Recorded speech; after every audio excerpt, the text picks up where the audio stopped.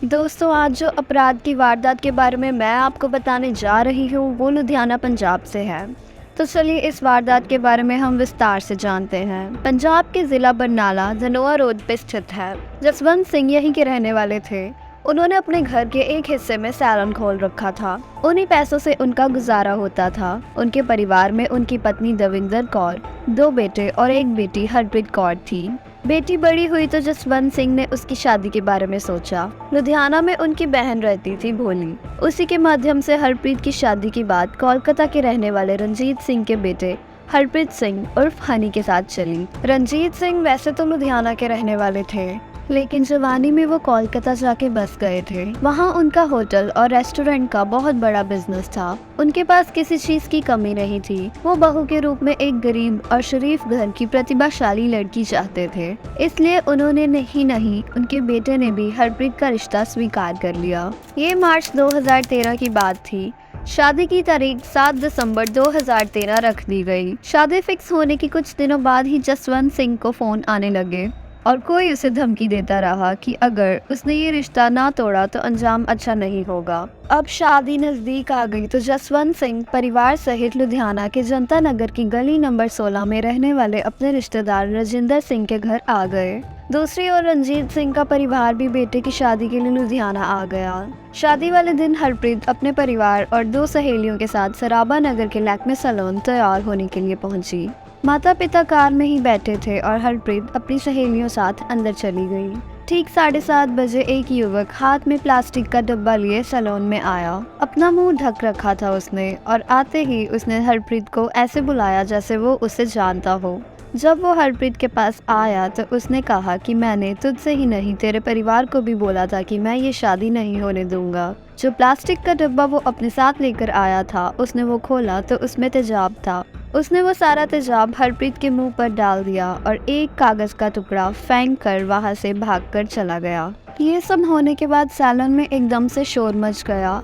शोर सुनते ही सैलून के मैनेजर उस युवक के पीछे भागे, लेकिन जब तक वो उसे पकड़ पाते तब तक वो अपनी कार में बैठकर चल दिया। ये सब होने के बाद सैलून के मैनेजर ने पुलिस को इत्तला किया और घायल हुई हरप्रीत और कुछ कर्मचारियों को डीएमसी हॉस्पिटल पहुंचाया।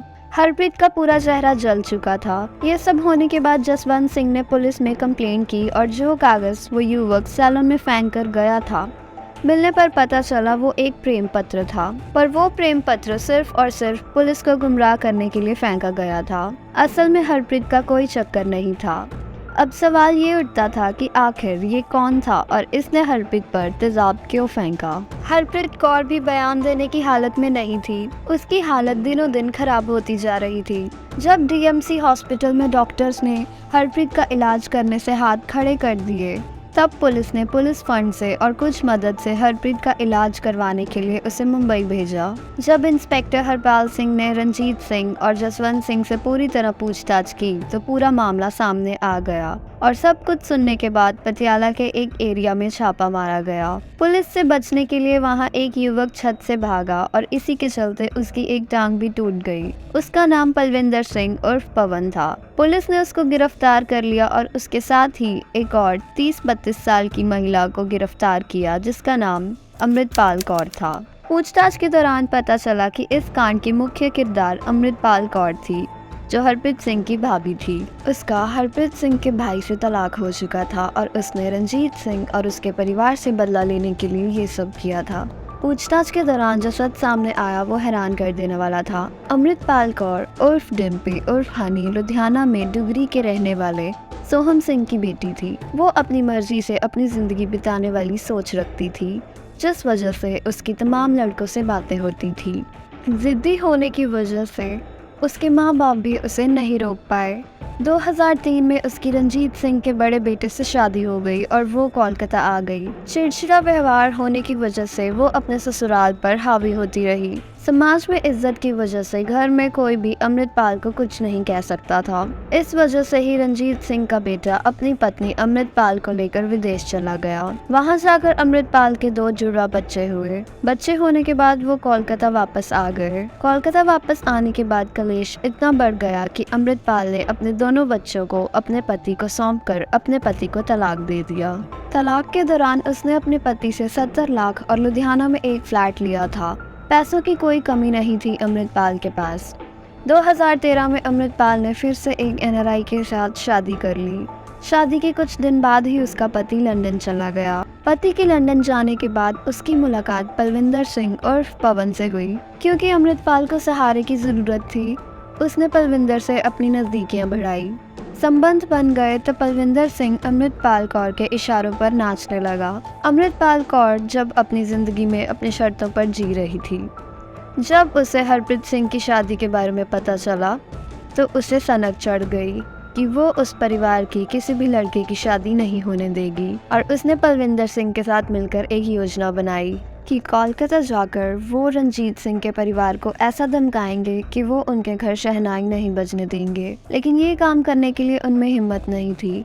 तो अमृतपाल कौर ने सोचा कि क्यों ना जिस लड़की से हरप्रीत सिंह की शादी हो रही है उसकी सुंदरता ही खराब कर दे, फिर शादी भी नहीं होगी। तभी अमृतपाल ने परविंदर सिंह को हरप्रीत कौर के मुंह पर तेजाब डालने के लिए कहा और इस काम के लिए उसने उसे 10 लाख रुपए दिए। बलविंदर सिंह ने इस काम में अपने भाई सुनप्रीत सिंह उर्फ सनी को भी शामिल कर दिया। ये काम बस 2 जानों का नहीं था, इसलिए बलविंदर सिंह ने अपने और दोस्तों राकेश, जसप्रीत और गुरसेवक को भी शामिल कर लिया। इसी के चलते 6 दिसंबर को बलविंदर सिंह अपने साथियों के साथ लुधियाना आ गया।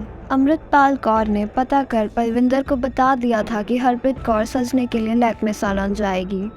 इसी के चलते बलविंदर सिंह ने अपने साथियों के साथ मिलकर इस घटना को अंजाम दिया। अमृतपाल कौर को पकड़ने के बाद इस जुर्म में मिले बाकी साथियों को भी पुलिस ने गिरफ्तार करके 9 दिसंबर को कोर्ट में पेश किया और सबूत जुटाने की परमिशन ली। सबूत इकट्ठा करने के बाद सभी अपराधियों को जेल भेज दिया गया। मुंबई हॉस्पिटल में एडमिट हरप्रीत कौर ने 27 दिसंबर को दम तोड़ दिया। इस केस में लैक्मे सैलून के मैनेजर और वहां काम करते कर्मचारी गवाह थे। साथ में ही सीसीटीवी फुटेज भी पेश की गई और 20 दिसंबर 2016 को अपराधियों को सजा सुनाई गई।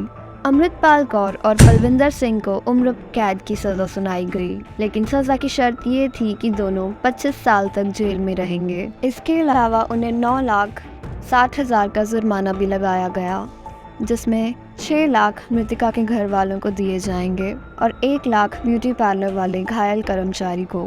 इस कांड में मिले सुनप्रीत सिंह और सनी, रंजीत सिंह और गुरसेवक को भी उम्र कैद की सजा सुनाई गई। साथ में ही उन्हें 1.25 लाख का जुर्माना भी सुनाया गया और यहीं खत्म हुई हरप्रीत कौर की कहानी। दोस्तों, आपके इस केस के बारे में क्या विचार है, हमें कमेंट्स में ज़रूर बताएं।